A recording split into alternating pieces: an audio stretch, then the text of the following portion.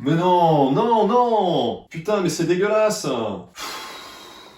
Quand j'ai appris à coder pour devenir développeur web professionnel, eh bien il y a une techno que je voyais sans cesse passer, revenir et que je me prenais dans la gueule systématiquement, c'était JavaScript. Et pendant très longtemps, j'ai trouvé cette techno très pénible et incompréhensible. C'est-à-dire qu'au début, on apprend HTML et CSS, c'est cool, et puis il y a JavaScript qui débarque et qui permet de piloter un petit peu le navigateur. Puis juste après, on nous explique qu'il faut réécrire tout ça avec jQuery, parce que la syntaxe de JavaScript est pas top, donc il faut passer par une librairie qui sert de béquille à ce langage. Ensuite, quand on attaque le front-end pour de vrai, on a l'impression de tout redécouvrir avec Angular ou React. On a une syntaxe dans ces frameworks qui est complètement différente que ce que l'on peut faire avec du JavaScript quand on joue dans la console ou qu'on manipule un peu le DOM. Et puis quand on attaque le back-end, on découvre que là aussi on a du JavaScript sur Node.js. Donc bref, c'est très pénible, on a toujours l'impression qu'il y a plusieurs JavaScript. On sait jamais où on en est exactement par rapport à cette techno. Et finalement, le seul truc que j'étais sûr, c'était que si je maîtrisais pas JavaScript, j'allais rapidement être bloqué pour devenir un développeur web pro. Pour ceux qui sont nouveaux sur cette chaîne, eh bien je m'appelle Simon, j'ai été formateur sur les technos JavaScript à Atos, qui est la plus importante société d'informatique d'Europe avec plus de 110 000 collaborateurs dans le monde. Mon but à travers cette chaîne, eh bien, c'est de faire connaître mon travail de formateur et d'ingénieur logiciel et d'aider ceux qui sont en reconversion professionnelle à décrocher un poste en se positionnant sur les technologies full stack JavaScript, puisque contrairement au C, au Java, vous avez beaucoup moins d'experts sur les technologies JavaScript modernes, notamment front-end, et donc si vous êtes en reconversion professionnelle, pour moi c'est stratégique pour vous de vous positionner là-dessus. Quoi qu'il en soit, vous retrouverez sur cette chaîne eh bien, 2 vidéos par semaine, et si vous êtes abonné, vous recevrez également un petit challenge JavaScript de 5 minutes tous les lundis. Donc comme on l'a vu, eh bien, JavaScript peut paraître très impressionnant au premier abord, donc on va voir dans cette vidéo ces 5 erreurs sous-jacentes qu'on retrouve très régulièrement, comme ça vous les connaîtrez et vous les ferez plus. Et si vous vous reconnaissez au moins dans une de ces erreurs, eh bien cette vidéo vous aura servi à quelque chose. Alors le premier mythe autour de JavaScript, eh bien c'est de croire que les types ne sont pas importants, puisqu'on entend souvent que JavaScript est un langage qui n'a pas de typage ou un typage faible, et donc on n'accorde aucune importance à ce concept. Mais en réalité, c'est complètement faux. En fait, les types sont omniprésents en JavaScript. C'est un concept que vous devez absolument comprendre si vous voulez un jour maîtriser ce langage, et c'est même une des premières choses que je montrais dans mes formations en présentiel à Atos, c'est l'importance des types en JavaScript. Donc par exemple, si vous utilisez l'opérateur plus en JavaScript sur 2 chaînes de caractères,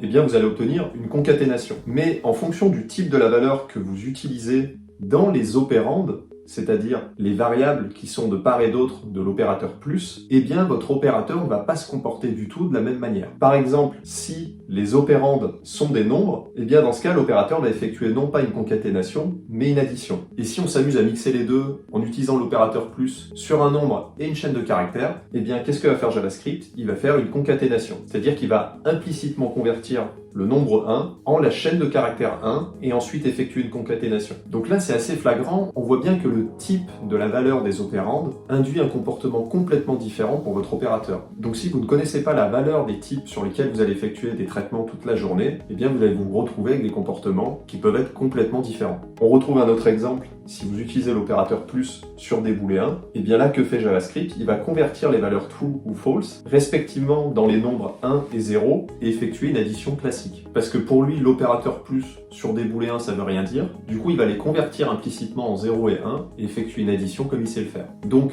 quand vous appliquez des traitements dans votre code JavaScript sans connaître les valeurs sur lesquelles vous intervenez, eh bien votre programme peut faire absolument n'importe quoi. Donc c'était l'idée fausse numéro 1, les types sont importants en JavaScript. Deuxième idée fausse, et largement répandue, c'est qu'en JavaScript, on a une double égalité et une triple égalité. Et l'idée reçue là-dessus, eh bien, ça serait de toujours utiliser la triple égalité, puisqu'elle serait en fait plus sûre pour tester vos conditions. Donc plutôt que d'utiliser le triple égal systématiquement parce qu'on nous a dit de le faire, ce qu'il faut faire, eh bien, c'est plutôt d'identifier le fonctionnement sous-jacent de ces deux égalités que nous propose JavaScript. En fait, ce qui se passe vraiment quand on utilise le double égal simple, eh bien, c'est que JavaScript va convertir implicitement les valeurs avant de les comparer. Donc l'exemple classique tarte à la crème là-dessus, c'est quand vous avez un nombre écrit sous une forme de chaîne de caractères et que vous le comparez avec son équivalent en nombre directement. Donc dans ce cas, ce que fait JavaScript, c'est qu'il va convertir les deux valeurs dans le même type pour ensuite effectuer la comparaison. Donc du coup, on peut se retrouver avec des comportements assez exotiques comme vous pouvez le voir, puisque pour JavaScript, eh bien, le booléen true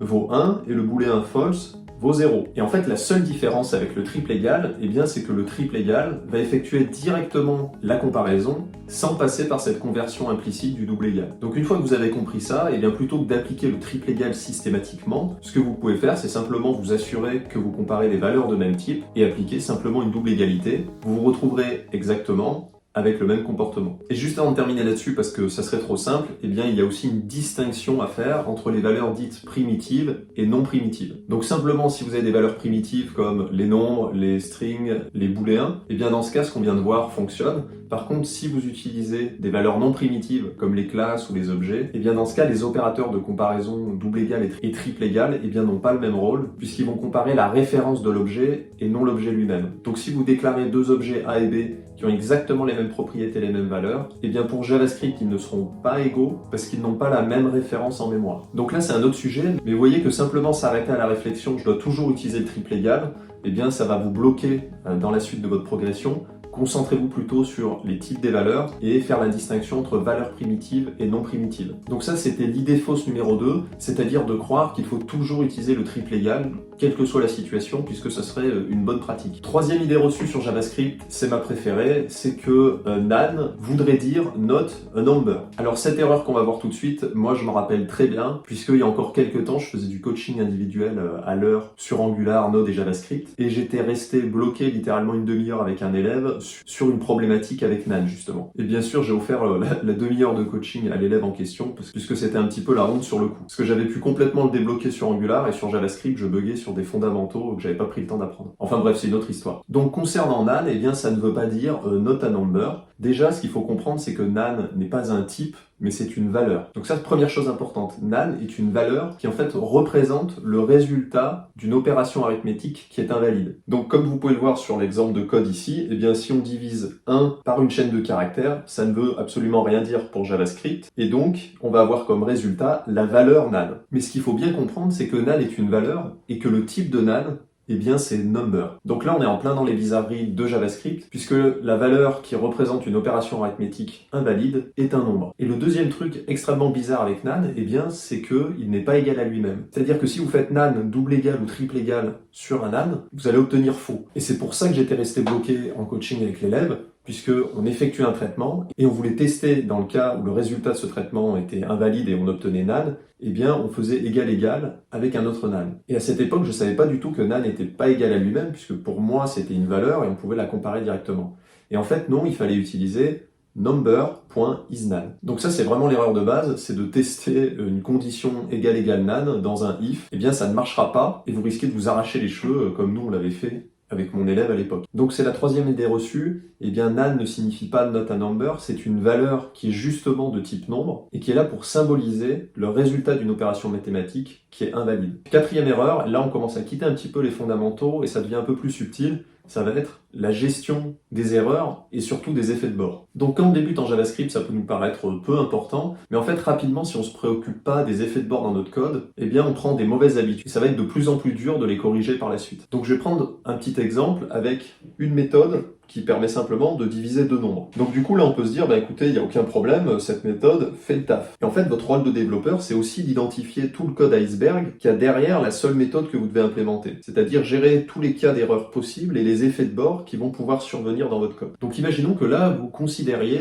avoir fini cette méthode. Regardons ensemble plutôt ce qui peut se passer. Premièrement, si vous faites une division par 0, ça peut arriver, rien ne l'interdit dans votre code. Vous allez obtenir un résultat qui s'appelle infinity dans JavaScript et qui va aller se balader ailleurs dans votre projet, et croyez-moi, ça risque de faire péter pas mal de choses ailleurs dans votre programme. Deuxièmement, le cas de nan qu'on vient de voir, si A et B ne sont pas de type nombre, vous allez vous retrouver avec la valeur nan, et là, croyez-moi aussi que ça peut faire sauter pas mal de votre code, puisque comme on l'a vu, nan n'est même pas égal à lui-même, donc toutes les conditions que vous pourriez avoir ailleurs dans votre projet risquent de se comporter très bizarrement. Enfin, troisièmement, si les paramètres ne sont pas fournis, comment se comporte votre méthode? Ou si vous en avez que 1 sur 2 par exemple. Si on vous donne que A, qu'est-ce qui se passe? Donc ça peut paraître pas bien méchant comme ça, mais imaginez que vous développiez 100 fonctions qui ne prennent en compte aucun effet de bord comme ça. Vous allez vous retrouver avec un programme qui va vite devenir ce qu'on appelle une usine à gaz, où il y a tellement de choses à fixer partout que finalement plus personne ne va regarder le code, et de temps en temps on envoie un soldat au front pour aller mettre un petit coup de pansement à droite à gauche pour essayer de faire tenir la bécane un mois de plus. Ça c'est vraiment le pire type de projet sur lequel vous pouvez intervenir. C'est-à-dire qu'on va coder le matin en se bouchant le nez tellement ça sent pas bon. Donc ça c'est vraiment ce qu'il faut retenir, c'est qu'en fait en JavaScript on n'a pas de structure, on n'a pas de typage fort, même si les types sont importants. Donc ça va être à nous de faire le boulot et d'aller chercher toutes ces erreurs. C'est-à-dire que votre méthode où vous effectuez simplement une division, eh bien, il va falloir aller chercher tous les cas d'erreur. Est-ce que j'ai bien les deux paramètres fournis? Est-ce qu'ils sont bien de type nombre? Qu'est-ce que je fais quand j'ai une division par 0? Etc., etc.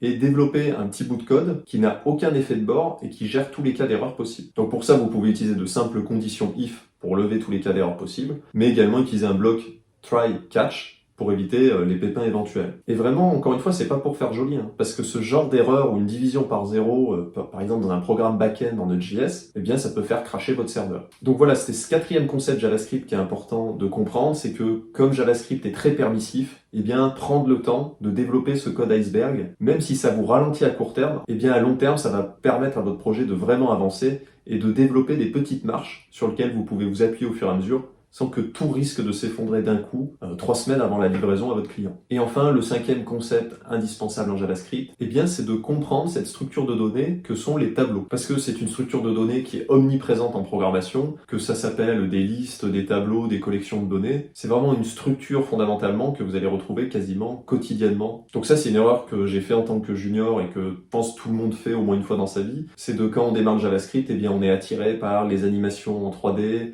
les interactions avec le DOM, etc. Et on n'a pas envie de consacrer du temps à apprendre des fondamentaux comme le traitement des tableaux. Et en fait, c'est relativement une erreur parce que dans tout mon parcours de ces dernières années, eh bien, les animations JavaScript, honnêtement, ça m'a servi zéro. À aucun moment, sur un projet ou pour décrocher un poste, les animations JavaScript m'ont servi. Par contre, les tableaux que j'utilisais quasiment quotidiennement, eh bien là-dessus, j'avais des lacunes très fortes. Donc c'est jamais évident de se remettre en cause là-dessus, puisque c'est toujours plus sympa de faire des trucs jolis. Donc là-dessus, ce que je vous recommande, eh bien, c'est d'apprendre les méthodes que vous allez utiliser en permanence pour traiter vos tableaux. Map, filter, reduce, sum, sort, every. Donc dès que vous avez des traitements effectués sur des tableaux, eh bien par pitié, n'utilisez pas des boucles. Utilisez ces méthodes natives qui ont énormément d'avantages par rapport aux boucles. Vous avez moins de code, vous n'avez pas de variables intermédiaires à gérer. C'est des méthodes qui ont quasiment aucun effet de bord puisque vous touchez jamais au tableau initial quand vous effectuez des modifications, du filtrage de données, des calculs. Et surtout, vous n'avez pas à réfléchir à chaque fois pour implémenter une itération. Vous pouvez vous baser sur des méthodes natives éprouvées et juste ajouter le traitement métier dont vous avez besoin. Donc si je prends par exemple un exemple tout bête où vous voulez multiplier par 2 toutes les valeurs d'un tableau, eh bien regardez la différence entre l'utilisation avec la boucle for et l'utilisation avec la méthode JavaScript map. C'est évident qu'il n'y a pas photo. Vous avez moins de code, vous n'avez pas de variable intermédiaire, vous n'avez aucun effet de bord possible, etc., etc.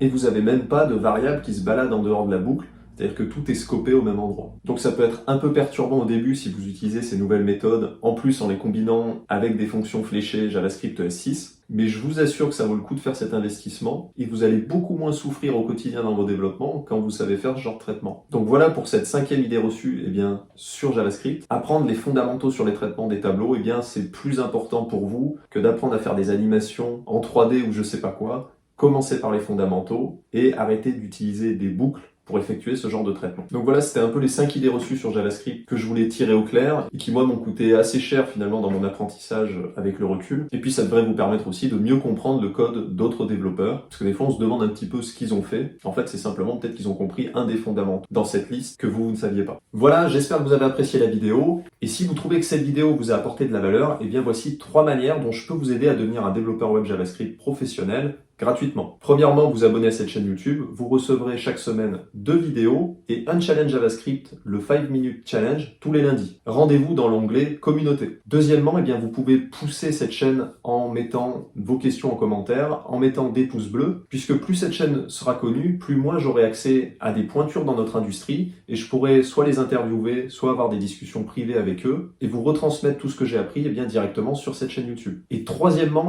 si vous voulez décrocher un poste dans les 10 prochaines semaines, vous retrouverez en description les techniques que je recommande et que j'ai utilisées pour devenir développeur web pro sans aucune expérience. Donc je vous livre toutes mes techniques sans rétention d'informations gratuitement et ensuite seulement pour ceux qui pensent que je peux vraiment les aider, je propose un programme d'accompagnement plus personnalisé. Voilà, dans tous les cas, bon développement à vous et on se retrouve dans une prochaine vidéo. À bientôt.